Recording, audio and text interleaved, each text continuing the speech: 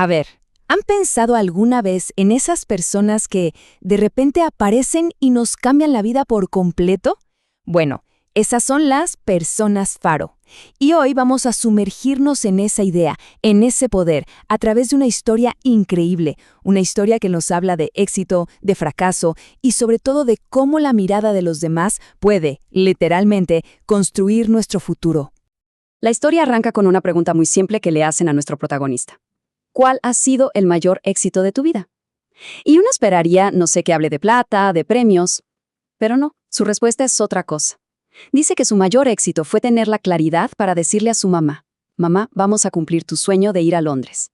Su madre, una modista que se pasó la vida trabajando, y poder llevarla a ver el Big Ben, el Palacio de Buckingham, antes de que falleciera, para él, eso fue tocar el cielo. Ese fue su verdadero logro. Y justamente esto nos abre la puerta a la primera gran idea de hoy, el significado del éxito. Porque, a ver, quizá no se trata de las grandes hazañas que nos imaginamos, sino de algo mucho más humano, de conexiones, de actos de bondad. A veces, el verdadero sentido de todo está en lo más chiquito, ¿no?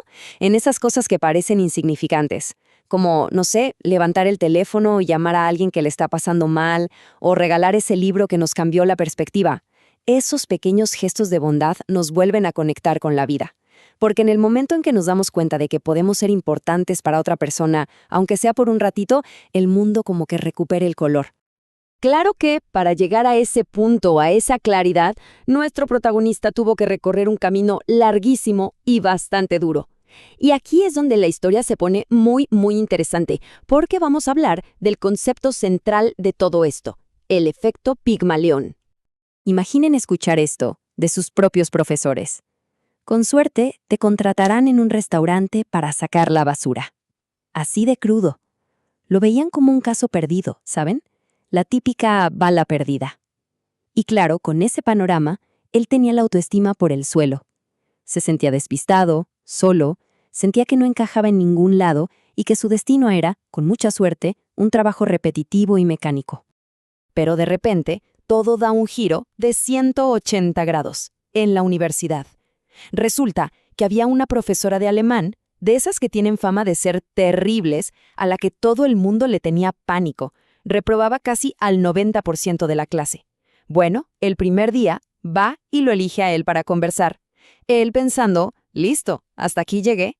Pero para su sorpresa, la profesora le dice que le encantó su respuesta. Y no solo eso, lo convierte en su sparring, en su contraparte para toda la clase. Por primera vez en su vida, alguien veía algo en él.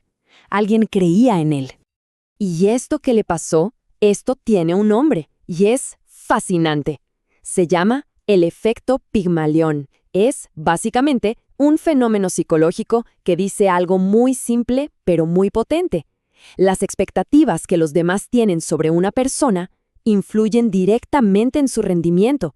O sea, si se esperan grandes cosas de alguien, es mucho más probable que esa persona, de hecho, las consiga. Ok, entonces, lo que crees, lo creas. Suena bien, ¿no? Pero ¿es solo una historia bonita? Para nada. Vamos a ver la evidencia, porque esto no es una anécdota. Es un principio que se ha comprobado una y otra vez en la vida real. El tema con el efecto Pigmalión es que es como una moneda con dos caras.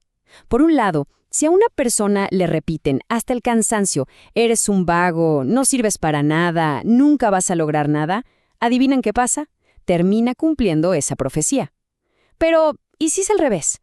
Si esa misma persona a alguien le dice, oye, veo en ti una capacidad increíble, vas a ser grandioso, la persona se lo termina creyendo y empieza a actuar como si fuera verdad, hasta que lo es. Y miren esto, porque es increíble. Es de un experimento sociológico real. Agarraron a un grupo de alumnos y los dividieron en dos, al azar.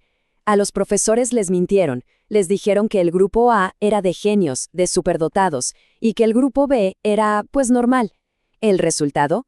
Al final del curso, el grupo A, los supuestos genios, tuvieron un rendimiento entre un 25 y un 30% más alto. ¿Por qué?